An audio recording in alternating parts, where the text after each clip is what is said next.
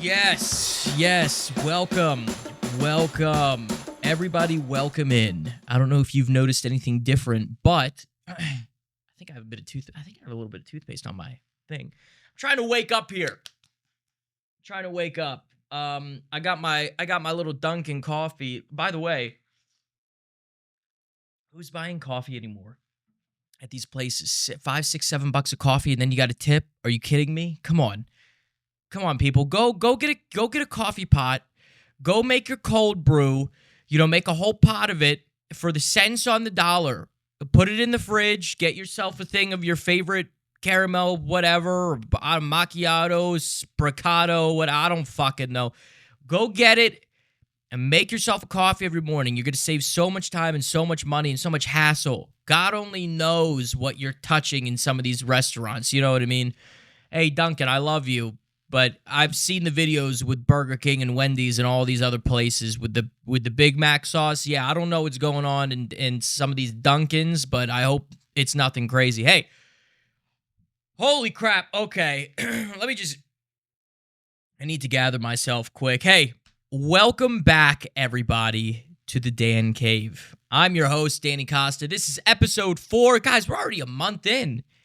Could you believe that? A month into this podcast. That's crazy to me. A month has gone by since I started this. And it's been so much fun. I've been going through ideas, just really understanding how to present better and speak better and challenge myself in ways to give you guys a better experience. So I hope you guys, for those who are listening, are enjoying the podcast. If you have any recommendations, please do not hesitate to let me know. But you know what? Let's just hop into it. I'm starting to get that little bit of caffeine is already starting to wake me up a little bit. So a couple updates. Let's just go through a little janitorial action, if you will.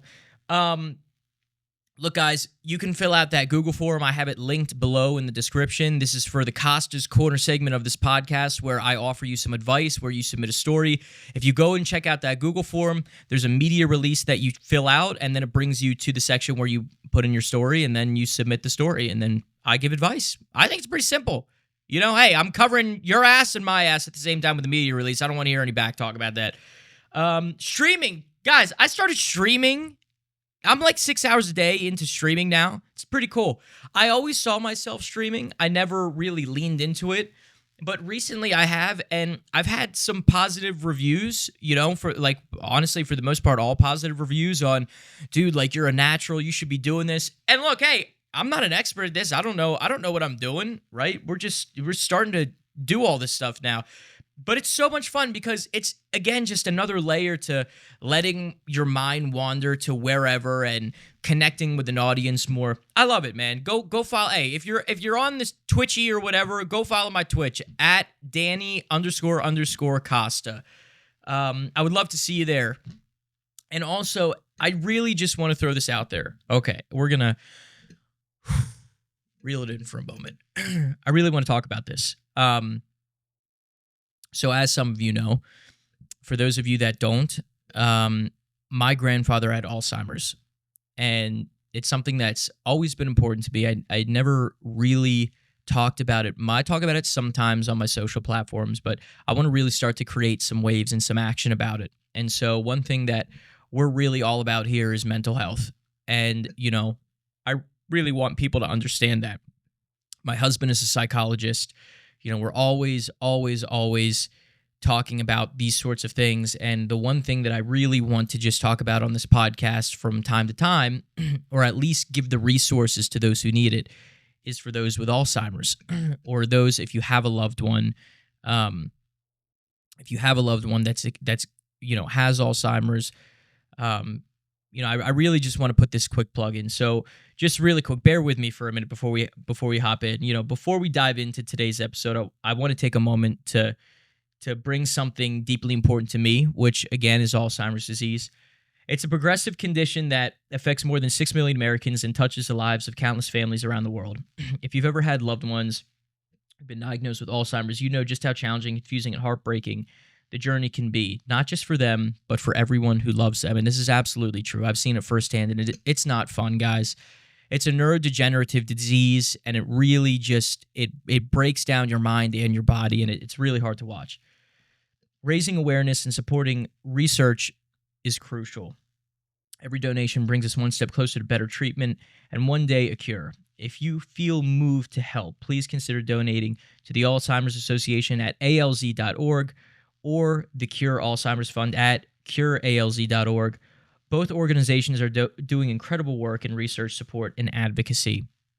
And I'll leave those links below as well. In every video and in every description, I will leave those links below. And if you or someone you know is currently navigating the effects of Alzheimer's in a loved one, I want you to know you're not alone. The Alzheimer's Association also offers a 24/7 helpline at 1-800-272-3900 to provide information, support, and guidance at any time, day, or night. And guys, let's just keep the conversation going and keep showing up for one another and keep pushing for progress. I think that's really important because it's such a hard thing to watch in a loved one. And I remember when I was young seeing my grandfather deal with this, and I don't know how to describe it, man.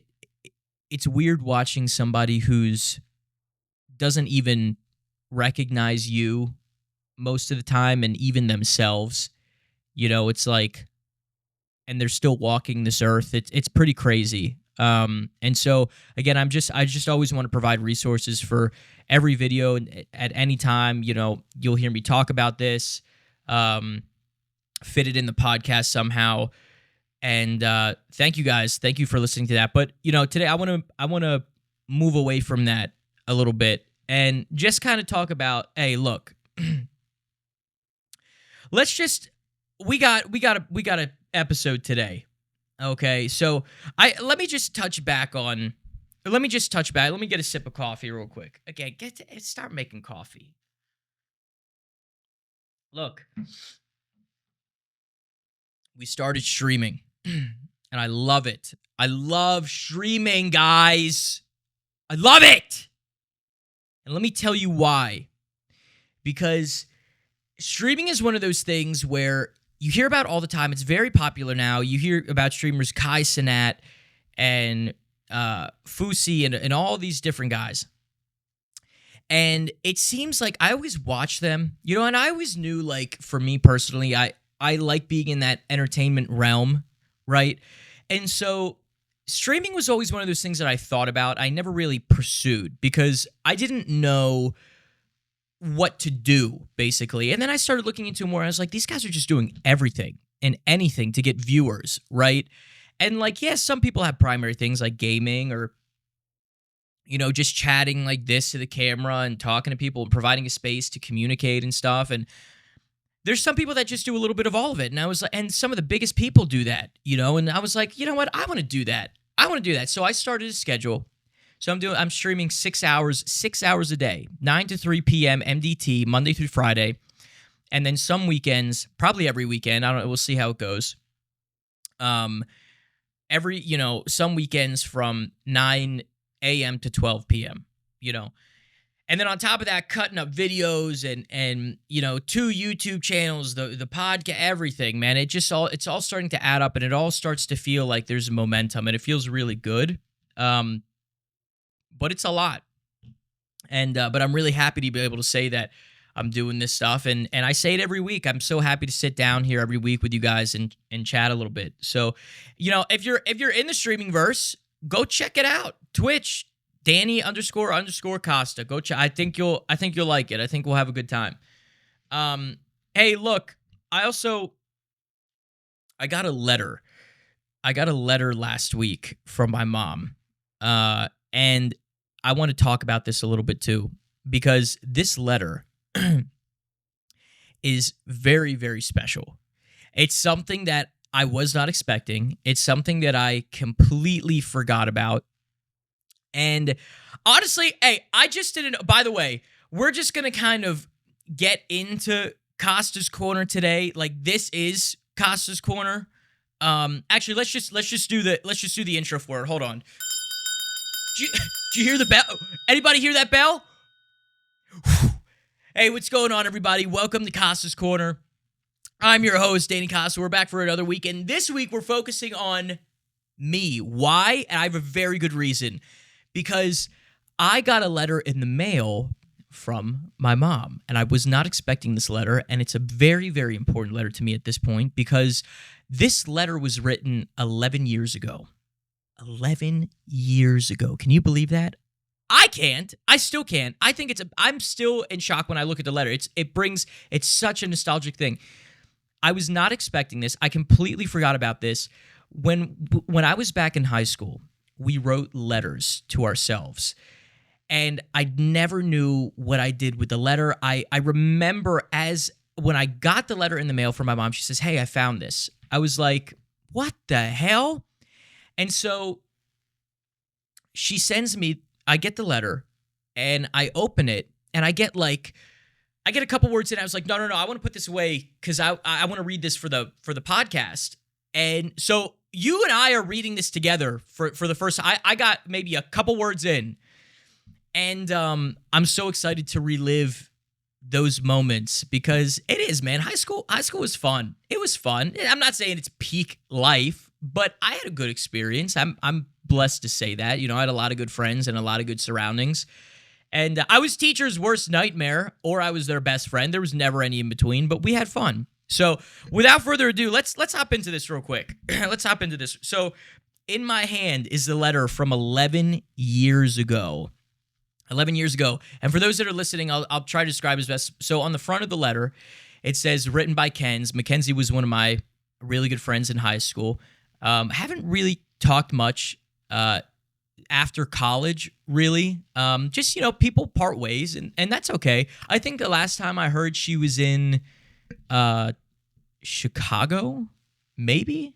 I don't know. But hey, Mackenzie, if you're listening to this, if you happen to tune in, I don't know. Hey, I hope you're doing really well.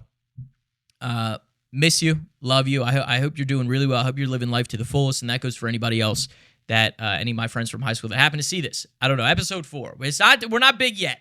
Not big yet, but want to throw that out there. Want to share the love. So written by Kenz, and then she wrote OMG exclamation point, future Dan smiley face. So we're going to open this up and we're going to see what's going on because I'm excited. All right, let's see. What do we got? What do we get?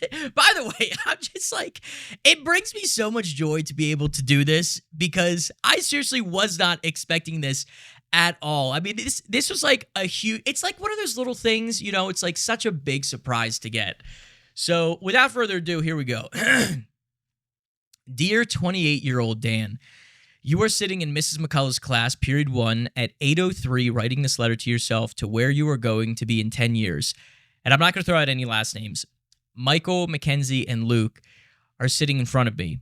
But in 10 years, I would like to be an international businessman, bringing together corporations or small businesses and having all of my finances paid off for college. Hopefully, I will be going for my master's degree, interesting, and then I would be raising a family sometime soon. Oh, how the times have changed. Also, I will have a wine cellar and maybe a side business or idea that I could put to use. Mainly, not only am I looking for success in my job or career, but knowing that I will have lifelong happiness through the small things such as family and friends. Please email Mrs. McCullough at, and then her email. What the hell? Okay, we gotta dive into this line by line. First of all, I'm super happy with myself that I took the time to write out my surroundings, first of all, because it put me back in that seat. And let me just describe the scene for you really quick. So when you would enter this classroom, you would walk in, there was 2 doors, right? There was one at the very far end right and far end left. And as you would walk in this room, the front of the room was in the very, it was, as you walked into the room, the front of the room was directly to your right or left, whichever side you walked in. It was in the center of the room, right? And so as you're walking into the room, there are tables, there are I believe 3 rows of desks that go 6 to 8. I think it was 8 people across. So there was about 24 computers total, I believe. And they were all big screen Macs. It was like one of my favorite rooms to go into because it was a Mac at the time, right? We didn't have like laptops and stuff at this point. We were just getting them. But like a Mac was still like that thing when you were young where it was like, oh my God, I'm sitting in front of a Mac screen. That's so cool. And now it's like iPhone and Apple is pissing everybody off. You know what I mean? But then I gotta get that hit of caffeine. But so this classroom, right? So you walk, and then the teacher's desk, Miss McCullough, she was in the back. And by the way, I found out after the fact that she and I had went to the same college, which is really cool, Indiana University of Pennsylvania. Okay, it's a D2 college in like the middle of Pennsylvania. It's like an hour away from Pittsburgh. Shout out to anybody from IUP listening. But really, I mean, she was just a fun teacher, and I gave her such a hard time sometimes that I feel so bad about that from time to time. Like thinking back on it. I mean, but here's the thing, though. Like I said, I just couldn't be contained. You know what I mean? Like it was just one of those things where I just could not be contained for the life of me because I was a wild child back then, man, and I feel like I still kind of am to a certain degree, But back then, I was teacher's mortal enemy. Truly, I was not a godsend to them.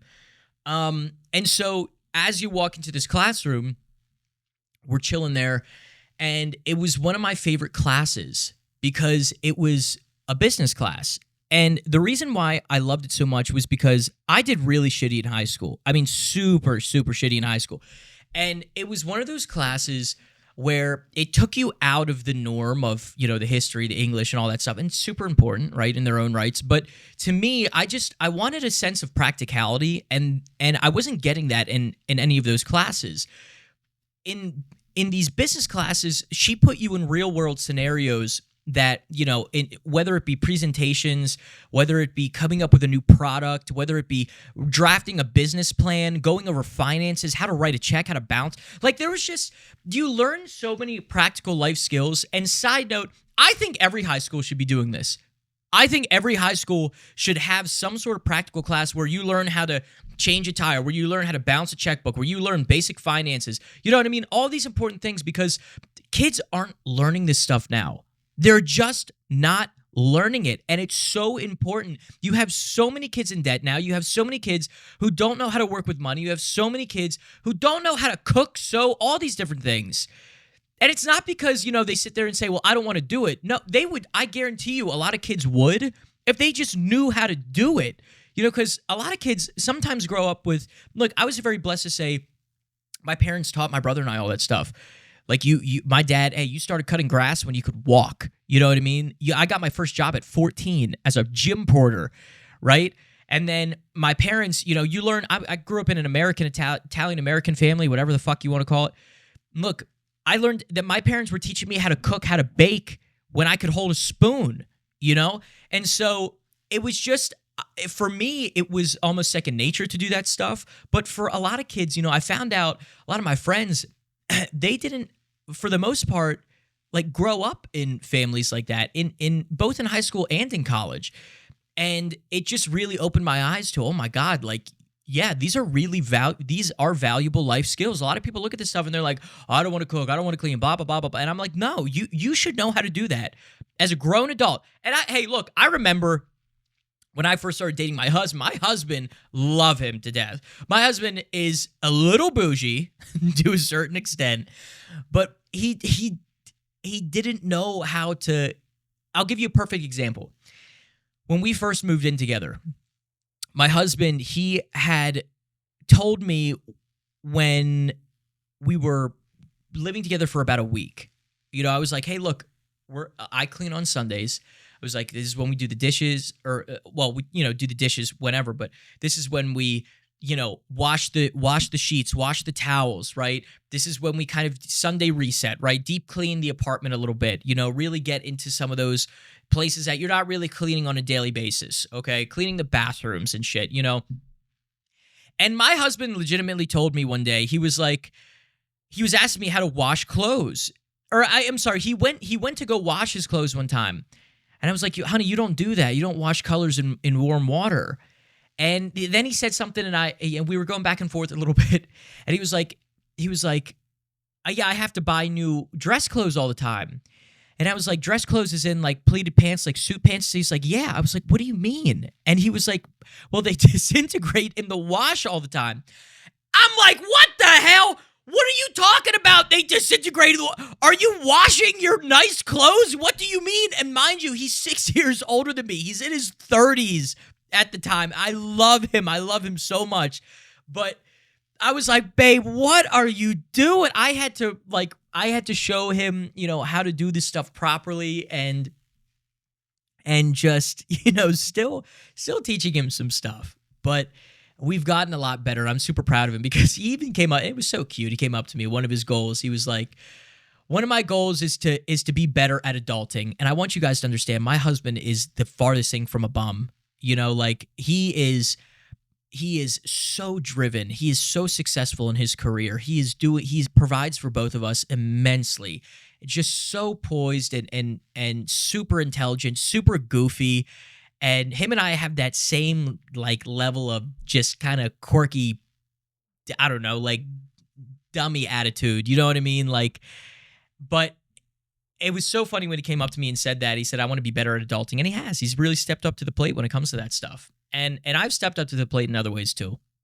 But, it was just super funny. So, but yeah, I think a lot of students, they should be learning that stuff. It's super important to know how to handle yourself in a lot of, real life scenarios. I think a lot of kids would benefit immensely from that. But diving into this letter more, okay, we got a little bit off topic. So I love how I explained my surroundings. It put me in that seat. In 10, let's just dissect this sentence by sentence because it's a little bit. In 10 years, I would like to be an international businessman, bringing together corporations or small businesses and having all my finances paid off for college. Okay, let's just rewind back in time. Imagine with me, if you will. You are Danny Costa 11 years ago, okay? I was so infatuated with being this business mogul. I think for me, I wanted to build a product. And like, I remember going through idea clothing, to head for building my own speaker brand, all this stuff. And it wasn't that it was that I didn't want to do it. I didn't realize at the time how fast my brain moves from idea to idea to idea. And that's why I love doing this. And that's why I think it's a perfect fit and why it keeps me on my toes, because it is just one of those things where I bring to life whatever it is that I want to. And I'm not fixated on one, like this is what I'm fixated on, but the idea of it always changes. And I think that's the exciting part. And for me, being that international businessman, yeah, I still want to be like international, doing what I do. But I think I've moved away from the idea of wanting to build a product and doing this instead, having a media mogul. I think that would be pretty cool. And you have to be a little, hey, look, to those listening to that, of what I just said, he wants to be a media mogul, he's delusional. Absolutely. You have to be delusional in this. There has to be a sense of delusion when you go to do this. Because if you're not believing in yourself, if you don't have that vision, to explain to people or to bring it to life, then it's just never going to come to life. And there's going to be people along the way that tell you, hey, look, it's not going to work. You're not going to make it. Okay, well, fuck off and just watch. You can keep saying what you're saying. I'm going to keep doing what I'm doing. And let's just see who comes out on top, And I hope to God, that one day I'm able to sit here and say that, yeah, I made it. You know what I mean? I'm plugging away and making it happen. But I think that was also the part of me at the time. And Bear, I'm about to go on like a little ADHD loop for you here. I think the reason why I was so fixated on being a business person was because I was in the closet at the time. And I know right now when I say that to people, when they listen, they're like, what does that even mean? Here's what I mean. I wanted to get into a career that was safe, that was, it wouldn't draw attention to me and my sexuality. And when I say that, I never took, let me explain this a little bit more. I never took any art classes. I never took any photography classes. Those were like my favorite things. Why didn't I take them? Because in my mind at the time, being in the closet and being paranoid that somebody would figure me out, I didn't want to get into theater or choir or anything and, you know, explore this creative side because I associated all that creativity with being gay, right? And so, and you know, like in a sense, like I like show tunes and shit, you know what I mean?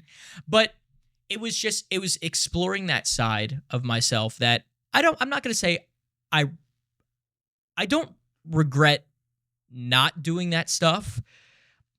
I wish I would have just given it a try. I wish I would have just stepped into one of those classes a little bit more, you know, because right now that, you know, I discovered photography and I'm good at it. I love it. I love being able to go out and take amazing landscape and travel photos when my husband and I go on trips. It's such a fun hobby for me. And I wish I just would have explored that earlier in high school and figured that out a little bit more. And that's why I was so fixated on becoming this business person, because when you think of that, you know, you don't draw any creative association with it. And what a oh God, now that I sit here, I'm like, what an amazing lie I was telling myself at the time, because it's just amazing to me, like everything that I've gone through in life and, you know, the changes that I've gone through and the things that I've learned along the way, that I just wish I could have gone back and told my younger self, hey, it's not that big of a deal. Go explore that creative side more. Go lean into that. And maybe I would have figured this out sooner. But, you know, I think that's why I was telling myself I wanted to be a business person. And also having all my college funds paid off. Let's just tap into that. I never planned on going to college. Can we just say that? I never planned on going. I had a great experience. I did really well. I made so many good friends I still talk to this day. And I had an amazing experience. I planned on being a truck driver. Just saying. I planned on being a truck driver. Okay? Truck drivers are making bank. I loved it, and this was my mindset. Truck drivers make pretty good bank. They're the backbone of America. You know what I mean? And, hey, we could have gone on a fucking convoy. But also, I just loved exploring. I think at the heart of it, the reason why I wanted to be a trucker was because I just wanted to get out on the open road, as sappy as that sounds. I wanted to get out on the open road and just explore and just get out there and experience life in a unique way, you know? And so I want to be a truck driver. Sue me. I don't know. But look, I think, you know, now where we're at is it's good. It's challenging. It's unpredictable, and it's fun. It's so much fun. And I'm super happy. Just, you know, with my husband and I, we're always doing something, you know what I mean? So, and the last part of okay. So then hopefully I will be going for my master's degree. Honestly, there's still a little bit of air to this, like truth to this that I want. I would like to get my master's degree at some point in something. I don't know what. Maybe communications, you know, maybe like PR would be cool.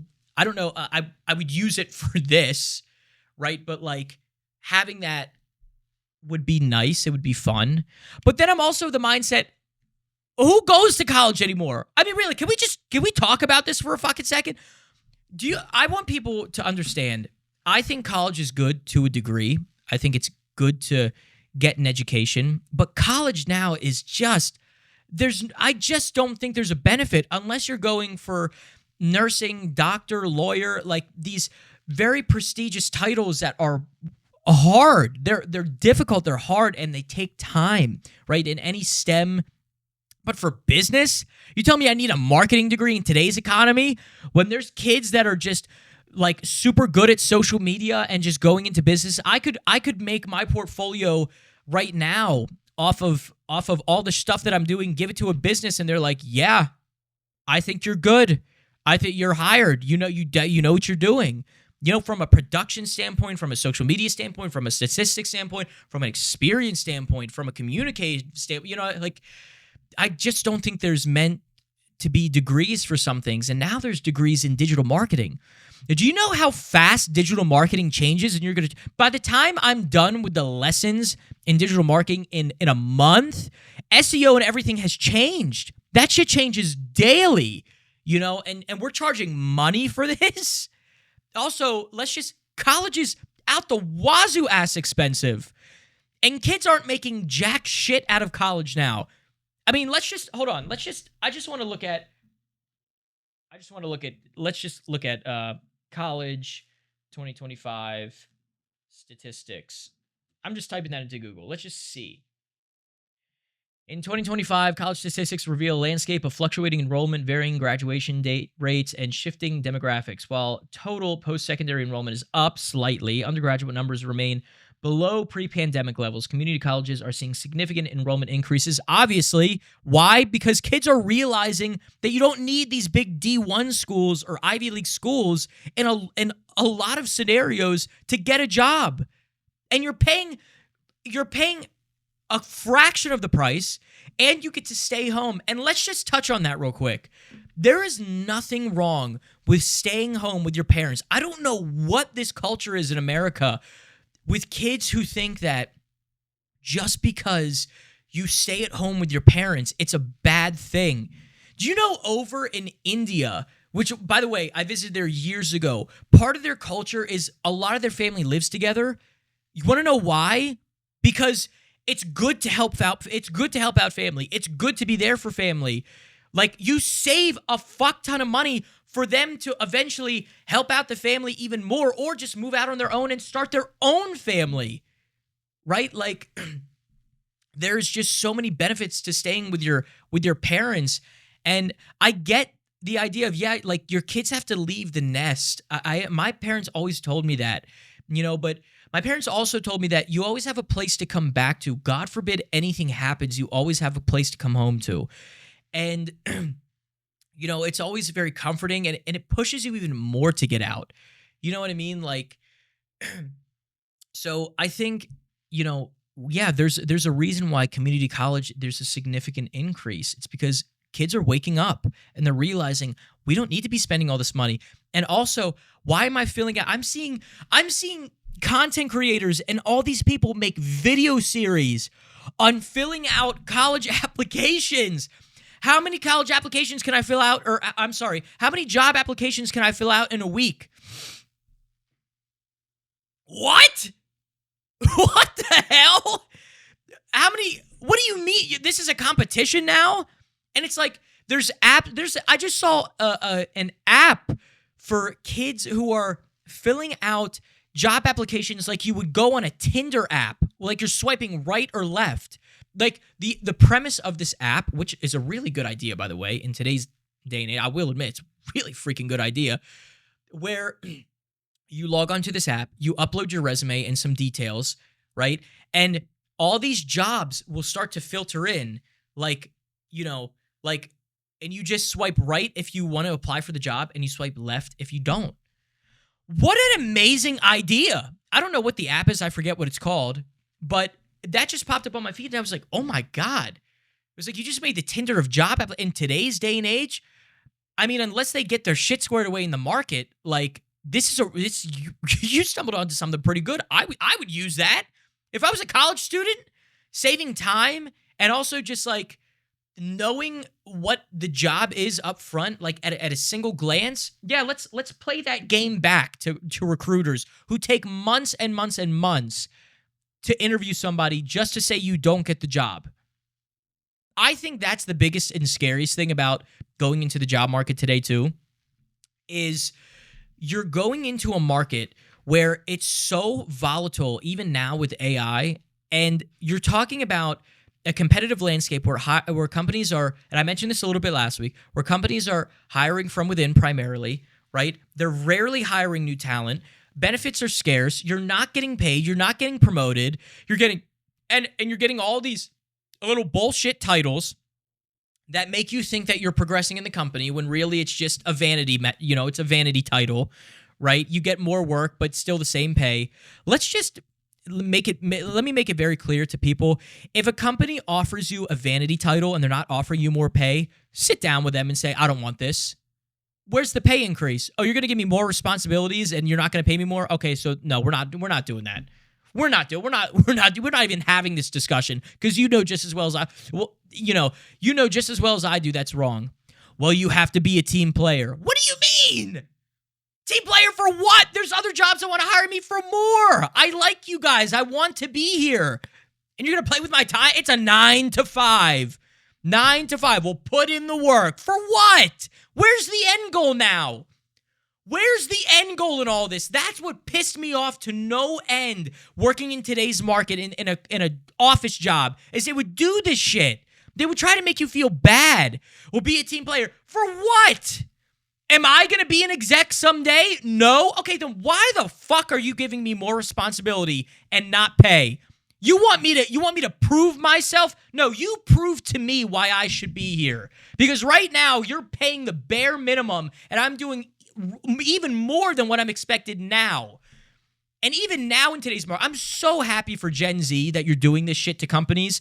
I'm genuinely so happy that you are working, and this has become the norm now, and recruiters and HR are starting to see this, where it's like, why isn't Gen Z working more than they have to? Well, raise the wage. Give me a higher pay so I can actually afford to fucking live. And then we can talk about why I'm not staying longer hours. You know what I mean? Like, it seems like such an easy answer. And companies are just going to try to save money this whole time. Well, it's their fault. No, it's not. Are you fucking... the pay scale compared to even buying a home now? The average age of buying a home now, I think, just went up another 2 years. I think it's 37 now. And years ago, it used to be, 31? The average age of buying a home is... A lot of people will not be able to buy a home until 37 years old. 37 years old. And parents want you to move out at 18? Really? Are you fucking kidding me? Fuck out of here with that bullshit. Okay. Oh my God. This topic gets me so heated. I don't know if you know, this topic gets me so heated. It gets me so heated, and I love it. I love digging into this stuff. All right. Let's get back to the letter, right? Also, I will be raising a family. I'm not like halfway through this letter, by the way. Also, I'll be raising a family sometime soon. I would love to raise a family. I think in my mind that was the straight. I'm not even gonna get into. Y'all know I'm gay, man. I would love to raise a family with my husband. I think we would make great parents. I think, given our two parenting, given our two personalities, and given our, just who we are, right? I think we would make great parents. And I would be so excited to sit here on this podcast one day and say, we have a child. And but it's scary. It's scary thinking about that in today's landscape, because look, I'm all for everybody, everybody has the right to love who they love, to marry who they want to marry. And if there's two parents that love a child, why are you denying that child the love of two parents? You know what I mean? Like, I just don't realize where some people get off on this stuff. And it breaks my heart in a sense, because, we have really good friends right now that are looking to adopt. And there's a lot of people out there that would say, well, that's not right. They're financially secure. One of the parents is also a psychologist. The other parent he works in the medical field. I forget what he does. Two amazing people, incredible people, financially secure, very sane, very, very professionally well off. The most kind and generous and amazing human beings with such supporting families. You put a child in that environment, and you're going to have somebody come along and say, well, they can't do it because they're gay. What? You have two people here who are looking to give their undying love and attention and effort and resources and everything towards this child having a better future, so they can be parents, so they can raise a family, a good family. And you're going to sit there and say they're not qualified? Coming from and some of these people that are saying this stuff, divorced, right? And look, I'm not saying every parent is the one, but then they're not financially well off, right? And also, maybe somewhere along the way, their kids resent them for some reason, and you're still coming in saying that this isn't a good scenario? Are you kidding me? Really? I just don't think there's room for that argument anymore. And I think I don't know the specific data. Somebody could go look that up for me and put it in the comments. But I just think people are so stuck in their ways sometimes, and their motivations aren't necessarily sound when they do that. And so I just think it's kind of crazy to think that there's still people like that out there. Like, you're thinking about the couple and you're not thinking about the child. And I think that's a pretty wild statement or thought process, because when you're a parent saying those things, God forbid you're a parent saying those things. You're saying, well, they should have a mother and a father. Yeah, I get that. As a gay guy, I get that. I totally understand that, right? There are benefits to both. But at the end of the day, even if it's not perfect, you're still putting this child in an environment to grow and succeed and to be loved, and that's the important thing. And so I just think I could talk about this for days. I don't think it's necessary. I think we're all better than that, and anybody who watches and listens to this, I hope you're better than that. And so, yeah, let's just keep plugging. Let's just keep plugging away. I would still love to raise a family sometime soon. Also my husband and I talk about this all the time. I would also love to have a wine cellar. I love wine. I'm not even going to get into this. I love wine. I would still love to have a wine cellar. We have a little wine fridge now. It's pretty good. We use it. I don't drink wine a lot, but we use it. And I would like to have a side business. I'd still maybe like to have a side business. I don't know. I don't know in what. I would like to, I would consider maybe photography a side business at this point. I'm pretty well established in my craft and in my area. And, even for like movie set photography, I've had some opportunities that are really fun. I think more than anything, I want a side business to get out of my norm. And I think to shake things up a little bit, and also just to make a couple extra dough. You know what I mean? Like there's nothing wrong with that. Mainly, not only am I looking for success in my job and career, but knowing that I will have lifelong happiness through the small things such as family and friends. I'm so glad older me now at 29 can happily sit here out of all of this, right, that I just read.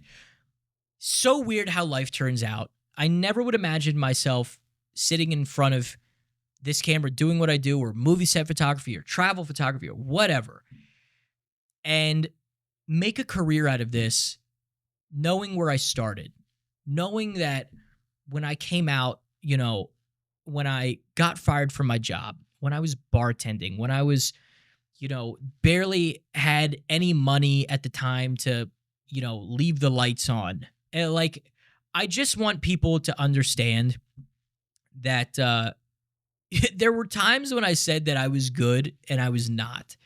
And, I'm very blessed to be able to sit here today and do what I do and have the experiences that I've had.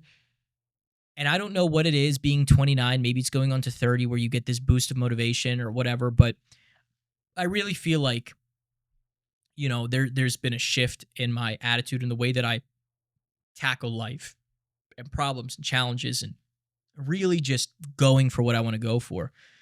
And I'm so glad through all of that, I still remember to call my parents all the time. I'm still talking to my brother all the time. I was just talking to them yesterday. They were in my stream, right? Like, I'm still talking to my friends. I'm still making time for the people that are important in my life. And it's such a good thing to think about that at that time, and 11 years have gone by since then, and that's still a priority. I love that. I hold such a high bar for myself in that sense, because I do want, that is important to me. Family and friends is very important to me. And I hope anybody that's listening, family and friends is important to you. And if it's not, somewhere along the way that kind of connection got deteriorated, I really hope you take a step back and look into that more, and maybe figure out how to fix it, or maybe figure out how to change that, or or revisit that. And look, I also understand that there's things that happen in people's lives where you have to cut off family members and you have to cut off friends. And if that's the case, I get it. I understand. I totally understand. But don't let that diminish your wanting and feeling for more connection with people, because as people, that's important. It's important to be social. It's important to put yourselves out there. And it's important to really just, plug away at building relationships and genuine connections with people. I think that's what makes a really wholesome and fruitful life. And, it leads to just other opportunities and experiences all around the world. You never know where it's going to take you. And so, I encourage you to step outside of your comfort zone and do that. Do that. Be that person. Please email Mrs. McCullough and then she has her email. Look, I'm so happy I read this with you guys. I'm so happy I read this with you guys.